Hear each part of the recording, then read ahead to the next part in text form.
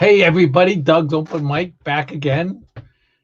This week we have one of my oldest friends really helped me out in when I started beginning music and stuff like that. Got all sorts of history. Won various awards for like the hardest working gig guy ever. Mr. Dan Stevens. Bring him on, Mr. Ben. Hey, Here he is. how you guys doing? Hear Good, me good. How are okay? you? I'm good. Hey, I don't know if you said I'm your oldest friend. I don't know. Is it just One of my is it oldest the friends. beard now? The beard that One of makes my me look so oldest old? friends. Yeah, No, yeah, I think the beard was it's you're a little saying I it's look. got it's got a little bit of gray in it, by the way. You're saying I'm old. That's what I'm joking about. I'm an Well, old friend. Just yeah. kidding. Anyway, Anyway, so back in the day when you won the giggiest the most gigs in Connecticut, how many gigs did you do a year? oh Lord. 300 something, wasn't it? Oh, more than that. More I than mean, that. nighttime gigs probably I don't know, 250 or more, and then plus I worked a lot of daytime gigs, so I would often do two, three, sometimes even four gigs in a single day. Wow. There you go. Yeah, I know it's insane. Back then. That's Good for what it you. gave me the gray beard. That's it. Yeah, you could have there's worse things in life you could have been doing. As I remember you saying one time where we were playing someplace and we were getting free drinks and we were playing and there was some nice girls dancing in front of us and go looked at me and go, we may not get health insurance, but we do get other perks. Yeah. Well, there's a couple things. Yeah. There is a couple things. Yeah. So speaking of those early days, you were like one of the very, very early perks guys. I was. I'll humbly say that I was the first The guy. first I was suspecting that actually. Yeah, Was that first with guy Eric or Brian? Eric. It Yeah, was with Eric. and Wow. the old Perks down the street where it Yep. used to be, Yep. and Eric King owned it. Yep, he started Yeah. it, Yep. and I was the first guy they hired. Yep, No Ramblin kidding. Dan. Yeah, played there You, many times. you have a year for a chance? I don't know how many years ago that was, but it was a All right. long time ago. Yeah, it was a while ago. Because I'm doing this little project, and I quiz people on it of the evolution of live music in Westerly There you go. from 1970 to 2020. So it's Okay. I mean, I just started writing down, and I got together with Susan, and we just started writing down, various musicians of the various time periods. Yeah. In a half hour, I had a list of 50 musicians. Yeah. Yeah, Yeah. Well, and we got everybody from yourself and Mark Bernardo and James Harris, and then we got the newer guys like Joey Michael and then all the venues, like the one thing I'm having a little bit of trouble getting some time frames on because it's so old, and I didn't come to Wesley till like the late '80s. So, mm-hmm. did you ever play in the big beach bars? Probably not. I would think. No, I would no. think, yeah. Oh, But the beach bars you say? Yeah, I have played at a couple of those, but not extensively. yeah, but back in the day, there was the Blue Sands and the Wreck Yeah, and all that stuff. yeah. But they were big, 5-piece classic rock bands, not. Mm-hmm. But so, anyways, part of the thing. So one thing I thought I'd mention is that last week we had Gene Parise on, and he started writing songs, and he took a little online course. You also took a course and actually went to England, right? Oh, that. Yeah. Yeah. I attended a songwriting retreat in near Glastonbury, England, the UK. It was run by a guy named Chris Difford, who was famous for his work with the band Squeeze, who was popular, especially in the 80s. They had a bunch of first, number one hits Tempted by the Fruit of Another, Black Coffee in Bed. Just I can't think now off the top of my head, but you would recognize some of their songs that were on the radio. But anyway, this guy Chris Difford, he uh, he held this songwriting retreat in an old English manor house, which was like a big house that the landowner in an area would live in, and it was just huge. Big dining room with oil paintings of all the ancestors on the wall. I think the dining room seated about 25 people at this big long table, and all kinds of other cool rooms and little spots. It was in about an hour and a half west of England in the English countryside. The train stop didn't have anything there but a little shack. There was no town or anything, just Yeah. a spot where people could pick you up. And yeah, we were there with 13 songwriters, mostly from the UK, and one other one from New Mexico, and me from America. And we spent a week hanging out in this old house with no internet or TV or anything, and just hanging out with each other and learning from Chris Difford and writing a bunch of songs. Yeah, it Phew, was I bet you, pretty amazing. is kind of what I think they call immersive learning. That that Yeah, can that can really, that week was probably worth six, who knows how much, you know what I mean? yeah. No, it was Uh, amazing. yeah. Yeah, loved it. It must have been was a little bit intimidating at first too, it's like all of a sudden, you know what, all right, everybody, your homework for tonight is to like write a verse, write a song. All right, next morning, next day you have to play in front of everybody, right? Yeah, no, it Yeah. was. Oh, and It I'm sure they're was. all very supportive, but Oh still. yeah, it was hugely intimidating. And even to this day, it happens to me with every single song. You write a song, it's great, and then you go to write the next song, and you're just like, I don't think I can do it again. I mean, how did that happen? You don't know. Yeah. But no, the good thing about the retreat was it was all about collaborating. So we were co-writing, and Oh, typically okay. we would co-write with either one or sometimes two other people. And the beauty of that was, it really helped the ideas to keep flowing. Somebody would come up with a line or something going on, an idea, and then the other person could contribute, and maybe, there was always somebody that had something to keep it moving. So yeah, we came up with some pretty cool stuff. Yeah, that's like, so the best course, which is somewhat similar as far as the intimidation thing, the best course I took when I was getting my MBA was public speaking, and Yeah. we had this woman, Agnes Duty, one of my favorite teachers of all time. Mm-hmm. She was so good.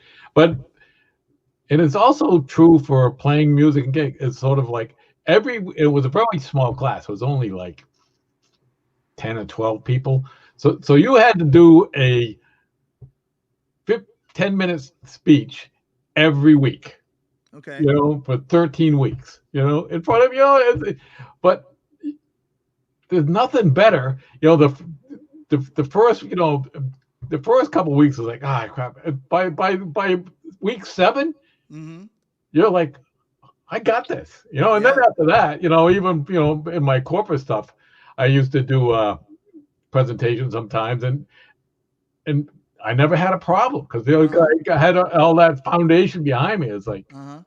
and you know what I used to do? I used What? to go work out great. I used to do my presentations, no PowerPoint, no notes. No PowerPoint, no. So I just like walk up to the podium, and people almost like murmur, it's like, he's going up there naked. He's got no notes. He's Yeah. got no PowerPoint. How is he going to get? What's he going to do? But you know what? I was speaking of stuff I knew. And Yeah.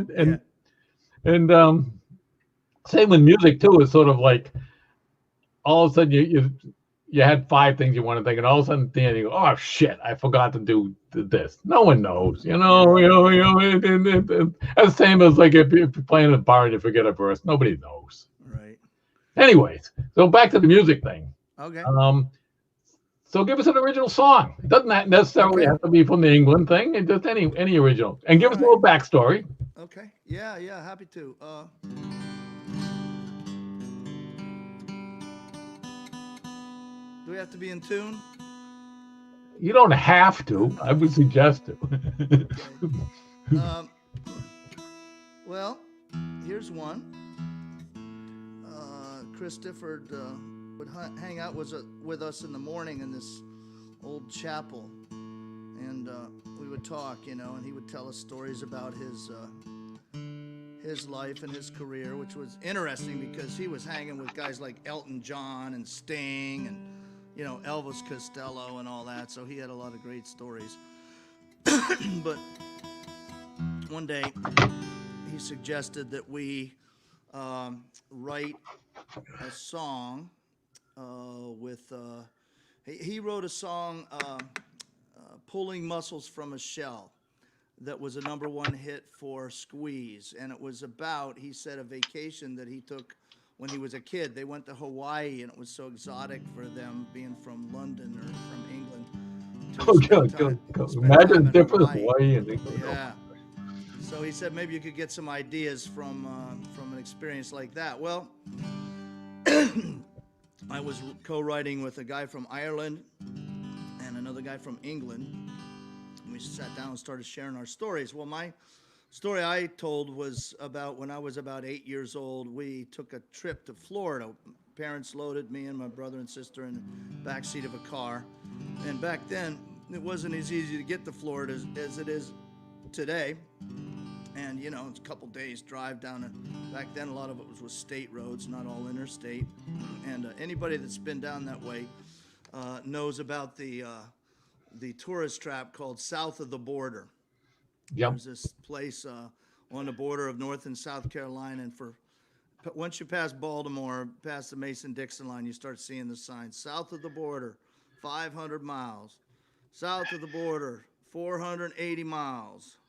South of the border, 420 miles. Get to saltwater taffy here. On until you finally get there. And you gotta go. I've been there. You gotta go. Yeah, that's what I'm saying. And the biggest sign of all was if you went by the place, the big sign says, "Turn back, you missed it." South of the border. Well, anyway, we finally made it to Florida, and we're hanging on the beaches and stuff. Big memory for me, and all the experiences went along with it. The guy from Ireland, he said, well, we lived in a small village in the countryside. We'd never been outside of our local area. And the parents had some relatives in London, so they loaded us up, and we all got on the ferry, crossed the North Sea, and we all got seasick. And when we got to Liverpool, they loaded us on a bus, bunch of seasick kids, for a 5-hour trip to London on a bus. That must have been fun. And then he said, but when they got there, the sights and the sounds in the city were so crazy and so remarkable. The kids playing in the streets and all the cars and the big buildings. It was just so fascinating, for a little kid. So anyway, we wrote a song about it.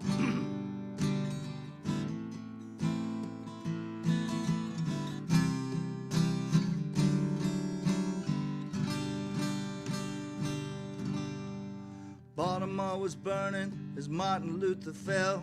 We spent every night in a cheap motel watching TV. We got to stay up late. South of the border we traveled far, singing songs in the back of the car, playing games with all those license plates. I may never get back to those times when I want to leave the world behind. I can feel the golden sands slipping through my hands, and I can go there in my mind. I can go there in my mind.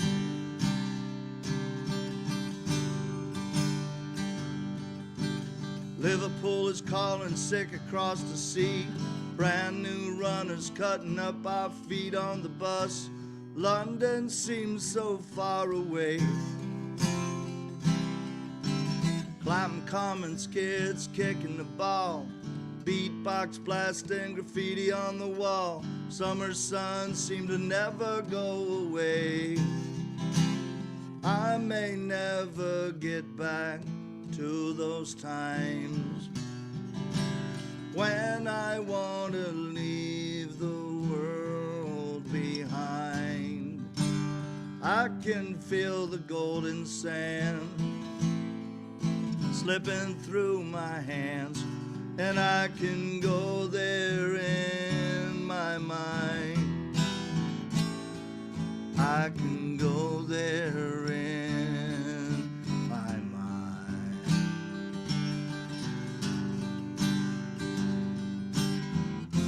It used to be so very simple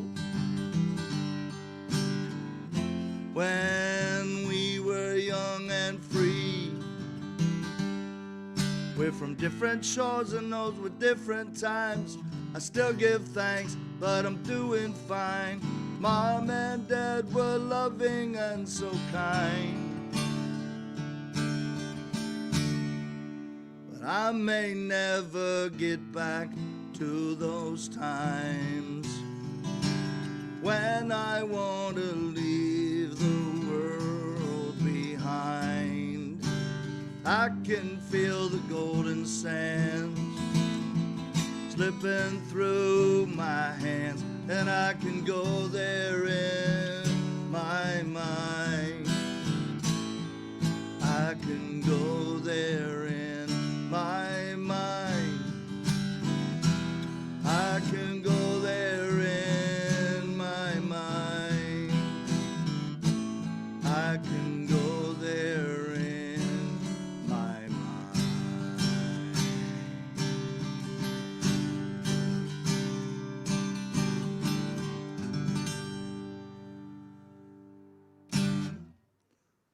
Woohoo! Yay! Like it.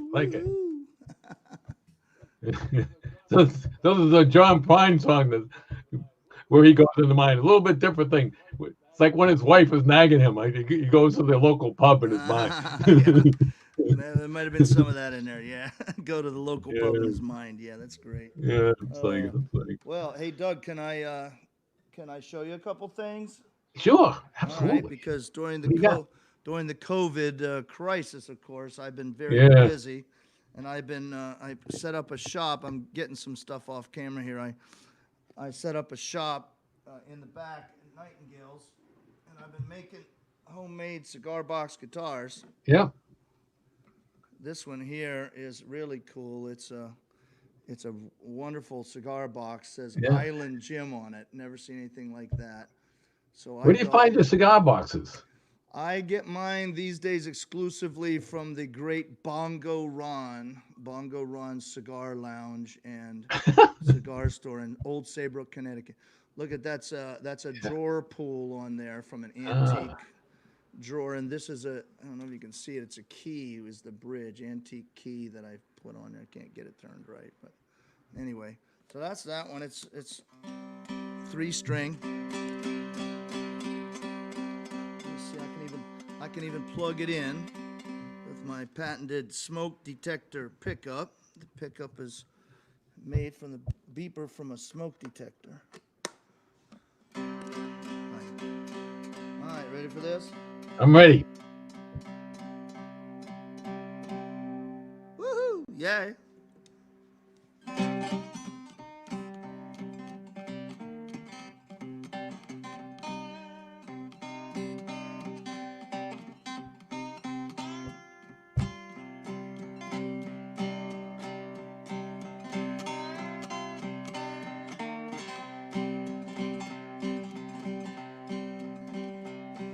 When I could be a spoonful of coffee, could be a spoonful of tea. When I could be a spoon of your precious love, baby, well, good enough for me. Somebody lied about that spoonful, cried about that spoonful, died about that spoonful.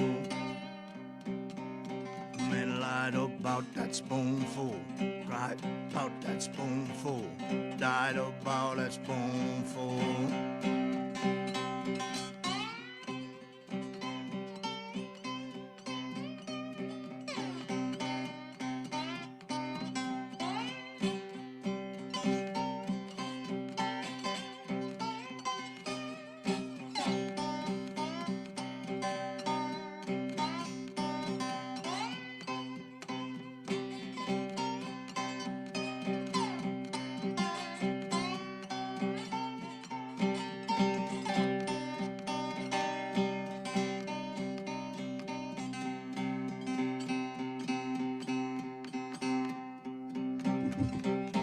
Could be a spoonful of water, well, save you from a desert sand. Well, now could be a spoon of your 45, well, now save you from another man.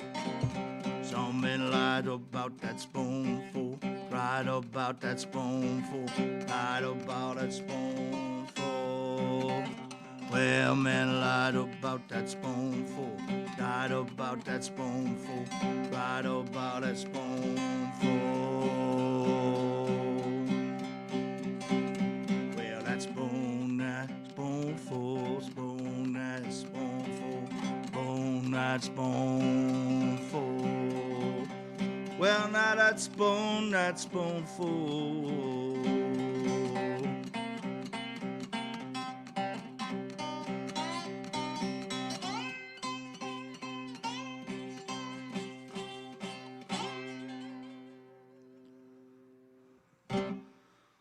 Yay.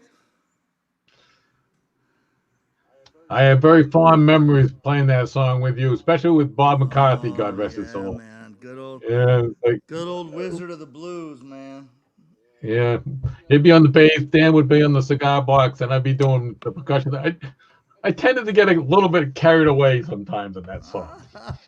Yeah, that's when you would take your sticks and go out into the audience and start banging on chairs. Banging everything. Anybody that was in the way, look out. You're going to be part of the glasses, percussion. Bar tops, tables. Watch out. Yeah, you kind of cut loose on a couple of those nights. I remember that. Yeah. That's fun. That's it. So Yeah, so actually, the whole percussion trail that I went on was kind of Dan's fault, so to speak. Yeah. Because I went to see him at Perks one time, and the washboard was sitting there, and he said, "Yeah, play the washboard." I said, "I'll give it a try." And turns out I had something for a talent for it. You don't need much talent for washboard, by the way, people. Well, I wouldn't say that though. But I mean, it's basically rhythm, and so my right hand is very rhythm oriented from all the guitar playing I've done. So it kind of worked, and it's fun. Even do the washboard on the little parade that we do in Old Line.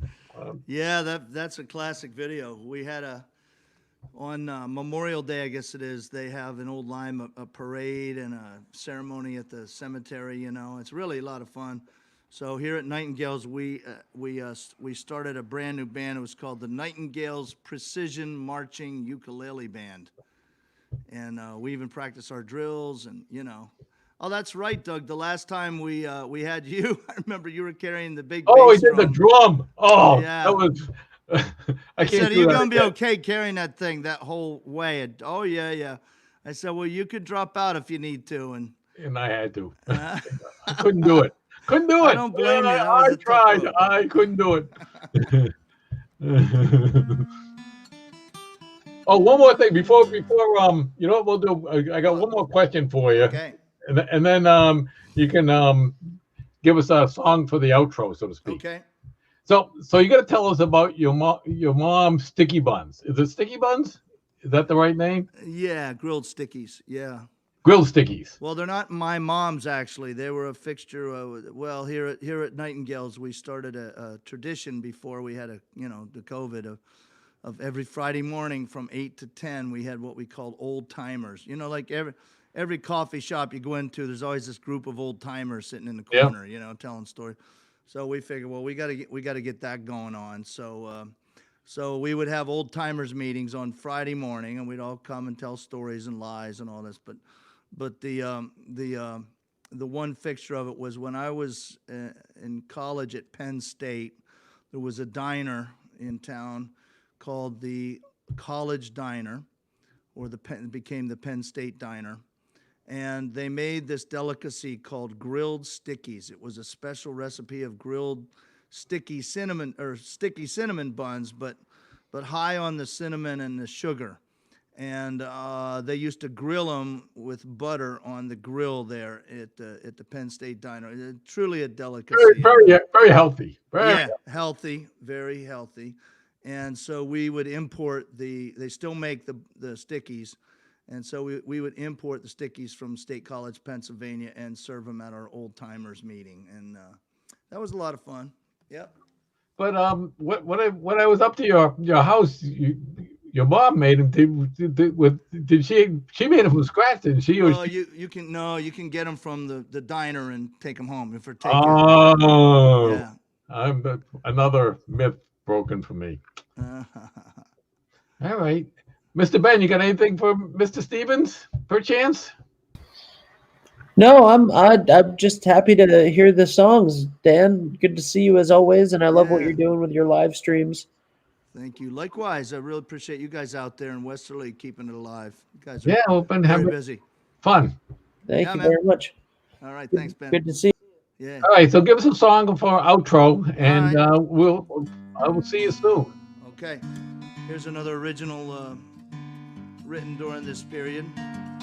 Co-written with a guy named Zach Lockwood, you may have heard of. Local guy's been in Nashville for a while.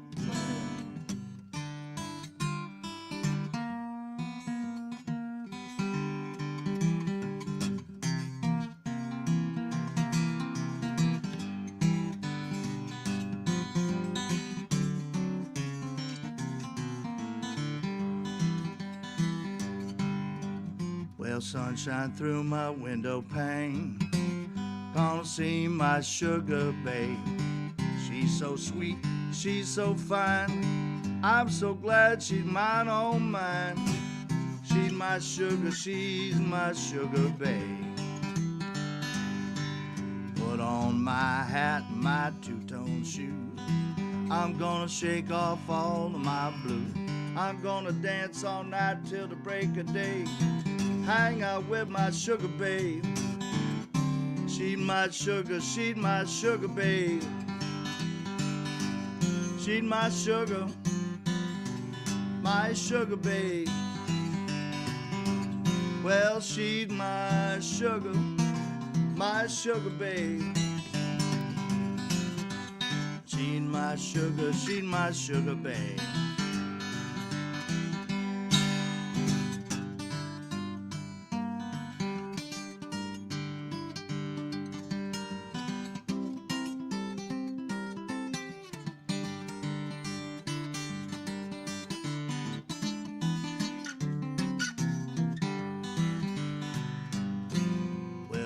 That joint in a brand new car, didn't have to go too far. We laid in the grass underneath the stars where she played a song on my guitar. She's my sugar babe. Sunshine through my window pane, I'm laying right next to my sugar babe. Kisses soft as the summer rain, now the lips they taste like marmalade. She's my sugar babe. She's my sugar babe. She's my sugar babe. She's my sugar babe. She's my